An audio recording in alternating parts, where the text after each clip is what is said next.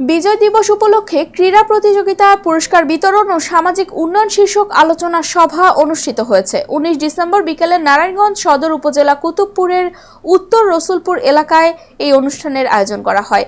উত্তর রসুলপুর পঞ্চায়েতের সভাপতি আব্দুল হান্নানের সভাপতিত্বে ইউসুফের সঞ্চালনায় ভার্চুয়ালি যুক্ত হয়ে প্রধান অতিথির বক্তব্য রাখেন কুতুবপুর ইউনিয়নের চেয়ারম্যান মনিরুল আলম সেন্টু। বিশেষ অতিথি হিসেবে উপস্থিত ছিলেন কুতুবপুর ইউনিয়ন যুব দলের সভাপতি মাসুম আহমেদ রাজ, মধ্য রসুলপুর সহ সম্মিলিত 6 পঞ্চায়েতের সভাপতি সৈয়দ আলী মোস্তফা, রসুলপুর প্রাথমিক বিদ্যালয়ের সভাপতি মুক্তিযোদ্ধা মমতাজ উদ্দিন মাস্টার, পশ্চিম রসুলপুর পঞ্চায়েতের সভাপতি আলী একাব্বর ঢালি, শরীফবাগ পঞ্চায়েতের সভাপতি আমির হোসেন, পশ্চিম রসুলপুর মসজিদের সভাপতি আব্দুর রৌফ মাওলানা সহ এলাকার গণ্যমান্য ব্যক্তিবর্গ।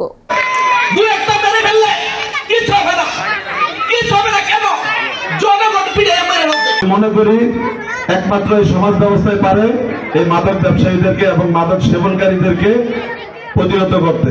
এখন যে অবস্থা চলতেছে আপনাদের, আগামীতে আপনারা আরো ভালো করবেন, আরো ভালো করার চেষ্টা করবেন এই